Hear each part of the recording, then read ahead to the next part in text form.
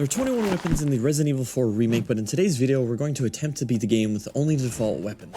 SG-09R and the combat knife. Serviceable weapons, but lacking the oomph many of the weapons in the mid to late game offer that my primal lizard brain craves. So why am I doing this? You may be thinking I'm doing this because I'm a YouTuber. Well, yes, I'm doing this for content, but that would be for the wrong reasons. One, I'm putting myself through new levels of psychological torture to feel something on the inside. Two, this video was inspired by the GOAT masochist himself, Zero. Seriously, go check out their stuff. Thirdly, something has gone very wrong.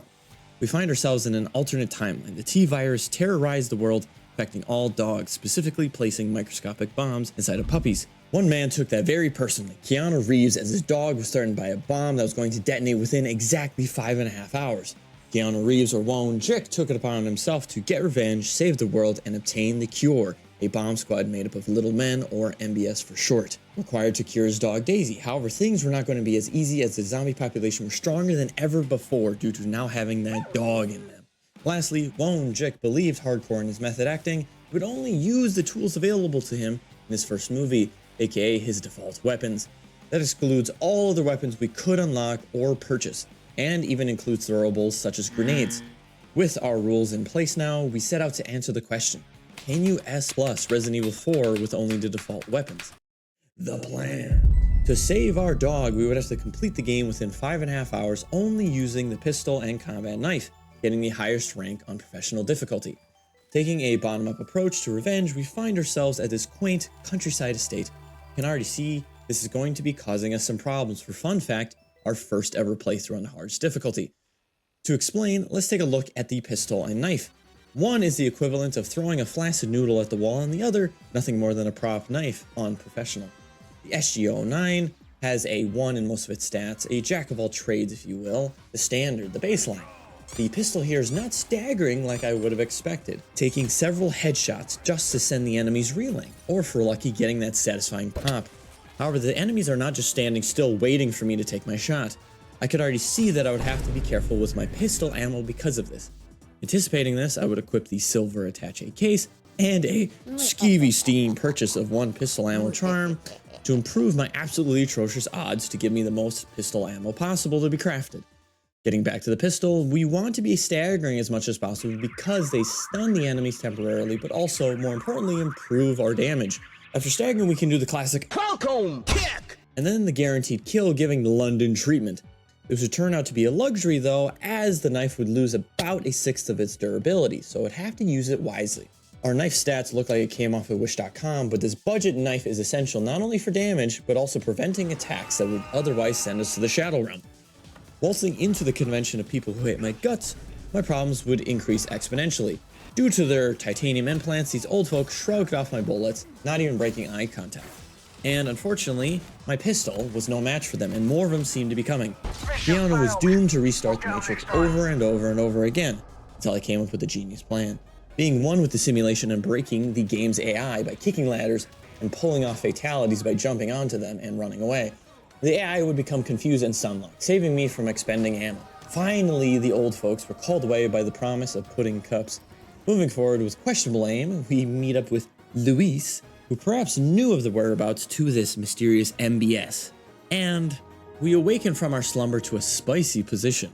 I think I remember this from a plot somewhere. I mean, hey, take me out to dinner first, Luis. Shortly after sifting through my pockets, we realize we have nothing in our inventory. Come to find out, Agent Smith took everything, and God only knows what he did to me when I was sleeping. Ugh. With now nothing to my name except a butter knife and a green herb that we found, this would become problematic. The guards here are meant to be taken out with this butter knife, but we cannot use it. Neither the simulation or Keanu would break out of the confines of the challenge. So this is how it went down.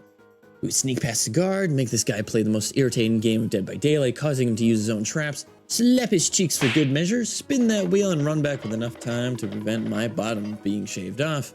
Mum's the word. Outside, we meet our friend, the merchant, which would be a huge game changer. I cannot buy weapons from him, but I could upgrade my pistol and knife, massively improving our firepower, allowing me to take out retirees with ease. You know what they say, a shot a day allows me to drop kick your head away. In the next area, we employ the shack strategy for the massive mob hiding out here. Unfortunately, the simulation could not account for such genius.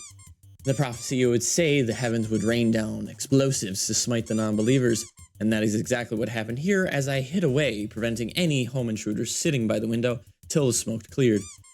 We retrieved the medallion and everything was all well and good. Considering my slippery nature to evade the agents the simulation would send, Keanu would proceed to dip his body in an industrial-sized canister of lube. With it, Big Bag Man couldn't do anything but let us sneak right on by. Every encounter would take some time. I didn't have the luxury of instantly eliminating enemies, and some encounters I would just have to bear through. Any encounter we could skip, we should. Then we make our way into the house and... Do you smell that? Wait. Wait. Just wait. Anywho, a key retrieval later and Agent Smith found me yet again and hit my solar plexus hard enough to send me into the gooning dimension. Keanu was now stuck in the Gooniverse. Before reaching enlightenment and losing sight of my mission forever, Keanu could hear a bark in the distance. What was that? The large dog in front of us snapped Keanu back to reality. And it looks like there's still hope for us yet. Keanu was now reinvigorated for the mission ahead. Keanu, while he was here, decided we would go for a little bit of sightseeing as he had a boat trip planned. However, the boat was lacking gas and we were pinged of the nearest location of it. The only problem, we would have to break into someone's house to get it. Droves of attackers weren't appreciative of our efforts and would seem to be immune to my flaccid noodle gun shenanigan. We managed to slip away with fuel for the boat, and one big fish later, Keanu collapsed by how cool he is. Come to find out, the fish here is for the annual Monsterotica convention in town. Like, look at these honest boys here. They love cracking fanfiction so much their faces. Oh, what the fuck? Now at this point, popping heads like gushers would become a liability, but what option did I have? We would get a little bit more boat time, proving valuable as we picked up a couple trinkets for the most elaborate escape room possible, and valuables to sell as everything had to go. Swimming in cash, my pistol at this point could pack at least a mosquito-sized punch. With 5.5 hours, that would give us approximately 20 minutes for each chapter, thus not giving us time to scrounge for ammo or money. But with all this progress, a price rears its ugly head. One big beefy El Gigante intent on eating my face for breakfast. After shamefully quite a few attempts later, defeating whatever that is. Brother, what's that? Wiping my hands clean, the church would be our next spot to pick up Ashley, the being sent here to torment my waking hours. We would bring her from here to there, and she would wander, step in front of me, and get grabbed by enemies. Again. She's a great character, love her character, really. She's silly to say the least. Every enemy in an 100-mile radius seemed to be notified of this on their local group chat of her tagging along with me. They were intent on taking her out. If she got hurt or was kidnapped, a game over would trigger. Only worrying about myself, I could bob and weave. Here, though, the time it takes to eliminate a foe was important. I had to worry about their proximity to Ashley, and in doing so, I would often get an axe in my backside. After a lot of rounds spent, next would be perhaps the most difficult section of the entire run. The iconic holdout section with Luis. Small, quaint, 2-floor apartment, too small for a gathering, but despite my objections, these people seem to invite their entire extended families to have Keanu for dinner. The section has several windows on the first floor that can be boarded up. The enemies will eventually drop them to board windows until there are none remaining. So Luis will provide free pistol ammo to us. Why ever would that be the case? Games always give you stuff before everything hits the fan. Here, the fan would bite me, scratch me, grab me, stun me, scare me, and violate. And again, my biggest weakness, people coming at me from the front and the back. I don't do the double doink special. While I took my sweet time aiming to stagger and damage enemy number 1, number 2, 3, or 4 would already be on me. They would not wait their turn to violate me. The overstimulation was real. Against all odds, we made it with barely a magazine left and no health items to our name. Stepping into Chapter 6, our past escapades would come back to haunt us, however. What little ammunition I have in a scarce inventory. Do I grab another first aid spray with the little change I had left? Instead, I decided to press onward and employ a cheeky little tactic. Men lined up this little corridor, threatening to kidnap or harm Ashley at any moment, forcing us to restart. Something interesting that I often found was enemies having to follow tag rules. Let me explain. There were safe zones away from enemy spawns. If I ran back to them, enemies would just be forced to de-aggro, providing me the space to click faces and practice my favorite martial arts moves, all the while generally walking away to go back to their 9-to-5 jobs. Our efficiency was paying off, saving us some bullets and health items for what was to come next. Again, our favorite thing, another holdout section. This time they would be sending blind and I only can assume deaf chainsaw ladies. Well, I guess we will loop them outside. I'm just so done with holdout sections. Before I can catch a break, Tall, Pale, and Handsome shows up, and as you can see, my knife and pistol prove very ineffective for such girth. Narrowly escaping over OSHA-approved bridges, we regroup to see Big Boy once again. Fortunately, I was able to get the upgrade to fully maximize our pistol's firepower. Turns out Agent Smith is not a big boy, but a big bug. Like a bug, his IQ went way down and his moves were easily readable. I still did get hurt in the encounter because my brain is like a box of rocks sizzling in a microwave. After Agent Smith graciously slowly lifted up some very obviously explosive barrels, I shot him, he fell. With it, I collected his valuable eye like a maniac and made my exit to arrive at the iconic castle. We came out of the fire only to roll right into the frying pan. My babysitting duties for Ashley would become front and center in this next act. As mentioned previously, my ability to multitask is pitiful. Having to worry about multiple combatants, getting through them and chapters quickly, while still making sure Ashley doesn't get stabbed in the eyeball, or have them carry her around like a sack of potatoes. At the castle, instead of guns, they go medieval on my cheeks with cannons. And let me tell you, these things clap. They will instantly down and then trigger game over if Ashley gets hit again. The problem? The cannons fire in very specific locations, and if she is in the center of one of these explosions, it proves very difficult to actually extract her once she's prone. And we can't possibly forget about the enemies roaming in no man's land. The strategy was to get through quickly and not get grabbed in the wrong spots. Get grabbed in blast zone and Ashley was almost surely done for. Also, enemies grabbing Ashley will wander off into the chaos, enough time and they exited stage right via a door that was not there moments before, just magically appearing. Once we made it through, we can now get rid of the cannons by shooting these barrels, and then unfortunately we do have to cheat to move on to the next area. Making our way indoors, we meet the very definition of dry. This dry man is so offended by her breathtaking skin that he sends his henchmen in. Instead of dealing with them, we would just skip to the next area by hoisting Ashley up and waiting for her patiently. Next would be the creme de la creme of psychological torment, the luxurious oasis of the Fountain Hall. Comes included with many dudes that want to put me into a debilitating mental state. Come in all varieties. Dudes that shoot arrows, dudes that have shields, dudes that like to grab, and dudes with that. Waves and waves of doing my best dance in the safe zone for me to just eventually end up eliminating Ashley myself. Subconsciously, I did it with how fed up I was with her shenanigans. Just one bullet seems to wipe her off the face of the earth, but you're telling me these others take them like kisses on the cheek. After repeated attempts, the writing was on the wall, and I was sorely unprepared for this section. The accumulation of the playthrough seemed to leave me weak due to previous mistakes. Low on health items to skip past enemies, low on ammo to withstand these waves. I made the painful decision to restart back from the beginning. Time to restart the simulation. This time with more money, items, interestingly a less upgraded knife, because I figured I was still getting insta-kills with it, and instead opted to fully kit out my pistol, even with laser sight intact, dramatically increasing the headshot efficiency. Speaking of efficiency, I learned the ways of the shimmy. I just squeezed my way past enemies and just said frick it, running in, grabbing what I need, and getting out. After 5 total hours of being in this godforsaken chapter, we made it out only for Ashley to get too freaky on me. Like, girl, this is not the time for this. She runs off and I'm left to find her once again. My god, why are we even trying to save her? I'm only here for my dog anyway. To find her, we make our way through chapter 8. Let's get our scenic, comprehensive castle tour underway. Off the left here, we have a Kraken enthusiast club. They did not take kindly to me not calling Cthulhu Mommy. Later, we had to practice our Kung Fu skills with Ada, my Matrix training paying off tenfold.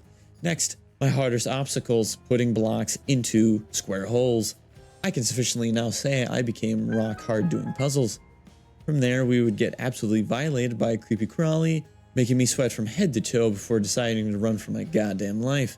With my health dwindling, we would attempt to beat the record for farthest pistol shots. Finally, our tour ends off in a crescendo, narrowly missing getting spanked by a hand the size of my body. All in all, I give this tour 5 out of 7 Keanu movies. Having now found Ashley, I must pull up my pants and be ready for this section to give me a heart attack. These dogs are jumping out of the bushes, dealing damage, yes, but more of the mental variety to me as they absolutely spook me. Unfortunately, I would have to follow the plot of Old Yeller with each and every one of these dogs. As if the dogs were my worst problem, Ashley also finds a way to get kidnapped running at the bad man. I told you to stop accepting offers of chocolate, Ashley. Inside the castle, our friends are blasting country music, and it would be up to me to save everyone from the pain of listening to it.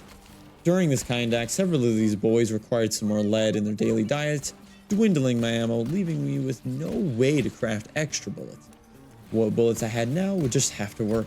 These mouthy boys could one-shot us, so I had to keep my distance. And they also didn't make things easy as they had an incredibly healthy and girthy head. Good thing these boots were made for more than walking. Retrieving the goat head we came for, we demanded room service for one snake head to go, and our affair would suddenly become very medieval. These knights were impervious to my puny attacks. I would wait for the right moment to expose their gooey caramel centers. Additionally, Ashley came in really clutch here by placing blue flames, stunning them, letting me put some very precisely placed shots. With all the pieces of the statue together, Keanu would be trapped doing crazy things with the knife and pistol. Like, where was this in the rest of the movie, Keanu?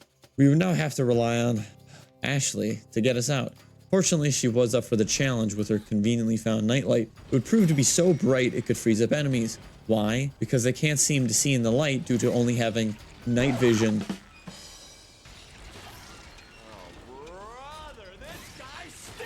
After the scariest crotch shots in history, Ashley is back, only to get kidnapped again, and we are shown the canonical power of the pistol. Chapter 9 out of the way, things were not looking good, as it took a monstrous 31 minutes. Behind in time, we are. Continuing our journey, we would move from acts of craving violence to acts of humanitarian efforts, as it seemed these halls are infested with boogs. I would be pulling the trigger like my pistol was a can of Raid. However, they would make things tricky by being the embodiment of ADHD, zibbing and zobbing everywhere and refusing to just stay still, goddammit. The best way to deal with them, get them while they're sleeping. Like, do you think I can't see you there? After performing proper pest control, another pest would appear. Gyarados. Alternate universe versions of Hugh Jackman that failed to get the role of Wolverine. Instead of having to look at himself, he gouged out his own eyes, poor guy. Any sound would cause the angry fella to come charging at me. And did I mention that there are 2 of them and a few other guys goading me to make the loudest sound possible? Sneaking my way through and my cheeks clenched, maybe I can get out of this sticky situation without an impromptu colonoscopy. And perhaps the Jackmans could help me do it. Sliding my way to the far side, if I sprinted at the right time and angle, they would be intercepted by our bystanders. Eventually the room was clear, besides the 2. How would I eliminate them when shooting my gun was a liability? And most likely not get rid of them on the first try. Remember from the beginning, a large tomb that I can play around with. By skirting around the side, they would be unable to touch me. And thankfully, in the meantime, Jackman Prime took out Jackman Beta, for fear of not being the most Australian man in the room. With horny bits in tow, sprinting to the next room only to find Ashley face painting and drinking gamer bathwater without me. All of it was too much for her. Before I have time to get me some of that, I get yeeted, and once again must find Ashley. Reading the script, I've realized Resident Evil 4 is just one massive Ashley fetch quest. In the land down under, we find ourselves in the underground laboratories face off against the Varduga. You bet your bottom dollar I'm gonna run. Yeah, I'm gonna run. Running around corners and giving him a quick bath in liquid nitrogen proved highly effective. And after all that, my breath was sufficiently taken away. Good thing the elevator came in to give me and Keanu a quick break. Going up the lift, the architect of this cruel simulation directly taps into Keanu's brain. Sadler, why are you looking kinda good lately with that shiny dome of yours? And what that staff be doing? We meet up with Luis, who gives us the tiny syringe of antidote. Checking in on time, we are running 3 hours and 40 minutes. Slightly behind on time, and the rest of the chapters would have to be done in 18.3 minutes approximately. The good thing is many of the chapters are shorter upcoming. That is assuming the playthrough is a normal run. How my pistol would fare, we would have to find out. My dial-up internet of a brain forgot this little area and a whole hell broke loose. Every man, woman, and child had dynamite for breakfast, along with Bagman making a return appearance. Thinking of Chainsaw's granny, she would never let us leave without a kiss on the cheek and a complimentary back scratch. In fact, this happened several times, other times a belly rub.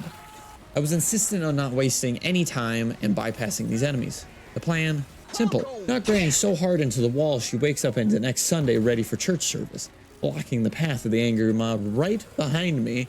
Dynamite in hand, we make the boom boom land. After that, we get grabbed by a man's left hand. Why does this keep happening to me? Thing 1 and Thing 2 show up yet again, this time to give us the double doink special. Just like before, we would expose that wormy little weak point, stun the boy, and ooh, would you look at that? A conveniently placed pit of lava. Oh, you really shouldn't have. After an explosive performance by Luis, we were able to pull the same stunt yet again. Next, it would get a little cozy with Luis and I in a train car, and we would have to cheat on my faithful run with the Red 9. Ugh. At least this weapon felt familiar in Keanu's hands, being a pistol. We shoot barrels and absolutely shatter our tailbones on these extreme train car jumps.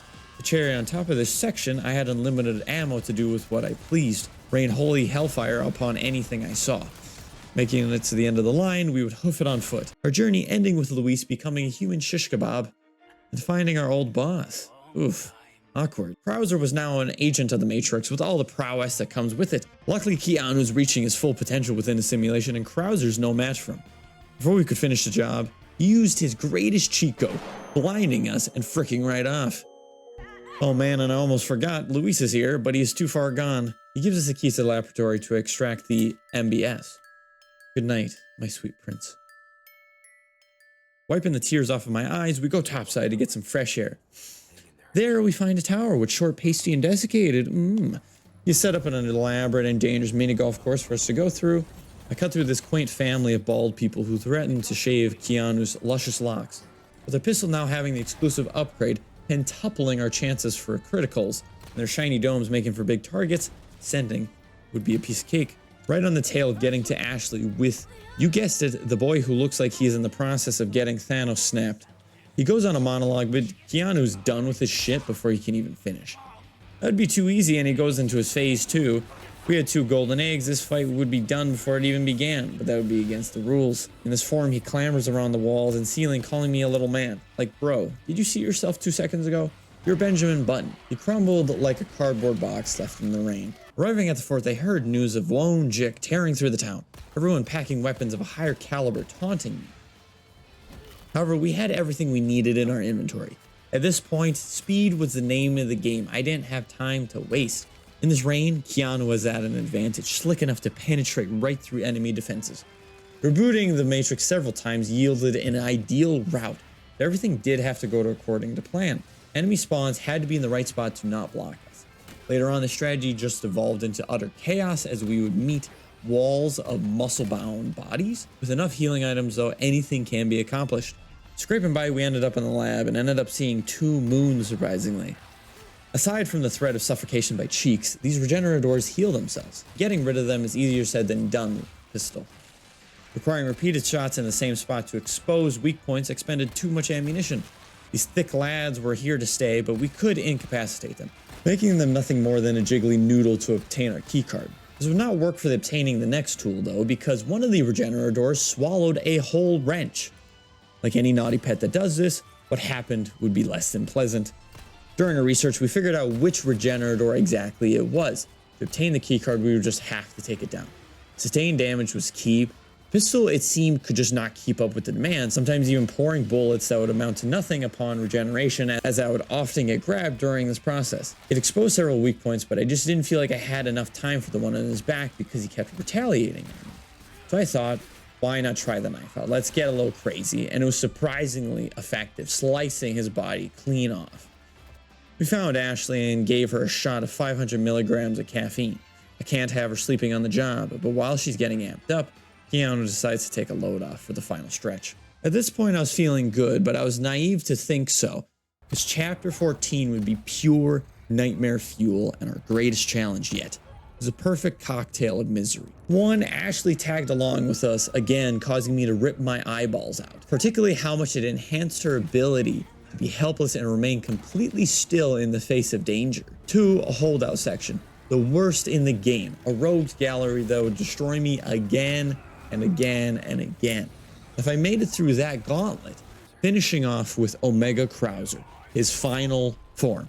This was a long chapter, no doubt, and the threat of resetting was always looming above. And just for context, this next chapter would total a whopping 12.5 hours just to get through. And this is what happened. Let's start fairly tame with a couple guards, then a regenerator, one that if you slay it becomes an even stronger variant, doing his best Hellraiser cosplay. Eventually I just came back to what I always do. If the effort to eliminate the enemy is high and I can skip it, why shouldn't I?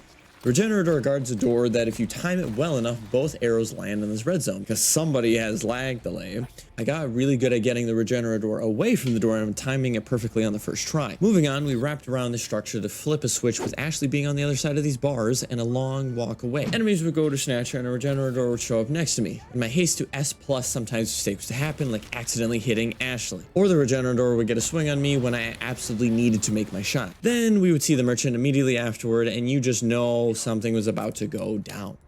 Another holdout section, big open, leaving us vulnerable. Medleys of enemy compositions that would totally knock me 6 ways to Sunday. Just blocking a lot of them, leaving little openings, minotaurs fast on their feet and packing a punch, crossbows shooting me when I'm trying to focus, bugs increasing enemy durability, and bazookas that have a one-way ticket to heaven for me. Altogether, the total enemy health seemed to be way more than I was equipped to handle. Some attempts I would barely make it with the ammo I had, and others I would be doomed clicking an empty barrel. Something I had to be conscious of because of the preceding boss fights. I couldn't possibly beat Krauser with only the knife due to its lack of durability. To show how desperate the situation is, normally I kick maybe 1, 2, or 3 enemies at a time. The density here is next level. This must be a simulation, because there's no way this man's ankle could survive that many necks in one go. I eventually landed on a run that provided the budget, particularly health items, because I sucked balls at parrying to survive his final phase. First 2 phases are fairly predictable. His attacks are telegraphed, and if you do enough damage, you can manage to stun him to really bring in the pain. Problem with his final phase, I never truly got accustomed to it. Something about his attacks felt very unpredictable to me, definitely a case of get good. So I ran him in circles, took a couple shots, and ran away. And eventually, it just worked out. Coming off the high of that last chapter, I don't have many words for this one. We go through the stronghold. To keep the momentum, let's just play the montage.